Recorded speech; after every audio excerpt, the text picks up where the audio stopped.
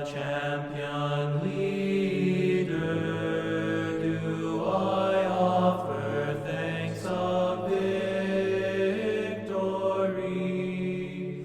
O Theotokos. Holy Spirit, amen. Glory be to Jesus Christ. I wanted to talk today very specifically about two things. And they are two things that we are constantly confronted with every Sunday, that we always have in front of us. And I do mean that quite literally, because all of us have these in front of us in the pews. And if you don't, please ask me. I have about 120 more that I can give out so you have one. But the point of what I wanted to bring up with them today is the importance of those two prayers, especially in our life in the liturgy. Because the constant struggle that we have as Orthodox Christians is sort of wondering if we are worthy enough to come and receive communion. I have sinned. Am I worthy enough to approach God? Am I okay with God to come and receive Him? And these two prayers that we all sort of have together, that we are able to share, solidify not only our ability to come forth, because the bottom line is none of us are worthy, and none of us will ever be worthy by our own effort. But that doesn't mean that God is not merciful. But these prayers solidify that ability to come to God in everything. The first of which being that we read the Creed together.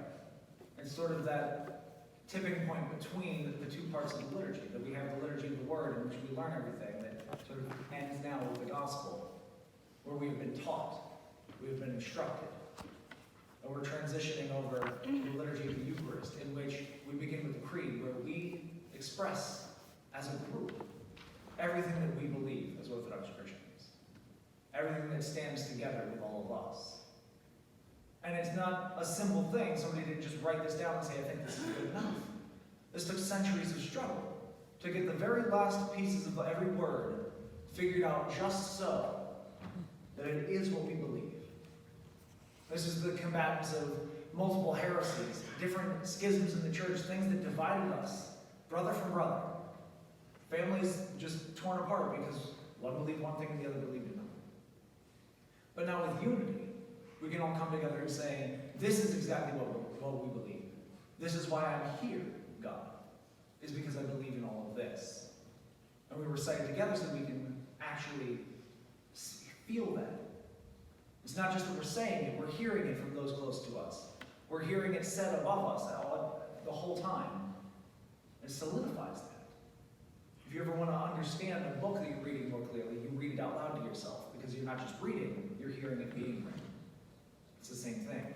We speak it, but we also hear it. We feel it in our hearts. It engages us. And so, with the Creed, I have asked Ed today to, instead of having the choir sing the Creed, that we recite it. I asked that everybody recite that together, that we join together to do that, to recognize the importance of this prayer that's been put before us. Because it's easy to sort of miss it, especially if we have a choir that sings for us that we don't participate. We're not singing. So that's kind of their job. But today, we take a break from that we can all participate. That we can all feel exactly what it is that we hold on to, the thing that defines us as Orthodox Christians. And then, on literally the flip side of the sheet, we have this other counterpart, this idea of, am I worthy enough to come to communion? Am I okay? Is God going to accept me if I come up there? And the bottom line is that you say these words, and yes, He does. Because there's nothing in here, in this prayer, that's left out in our ability to come to God, because we recognize our unworthiness. The very first words are, not the first words, but to save sinners of whom I am the first. There might be people who have sinned more than us, but we're confronting our own unworthiness. Doesn't matter how holy I am, I'm saying that I'm the first sinner. I'm the least worthy to come to you, God. But have mercy on me anyway. Please, let me come forward. Let me receive your body and blood that you have given to me. And the reason that we recite this together, not just all of us, but me with you, is because I need to say that just as much as any of you do. That all of us have to sort of approach God with that humility. with that hope that he's always looking to us with mercy. And that he, even despite our unworthiness, has made us ready to receive communion, to receive the body and blood of himself that he offered for us. And so, like we always recite that together. Just as with the creed, I ask you to recite that. Say the words. Feel what they mean. Hear it from somebody next to you that you're also receiving everything that it says. Because if you have the thought in your head, I haven't gone to confession in a while, maybe I shouldn't come to communion, let this take its place. They are two separate sacraments.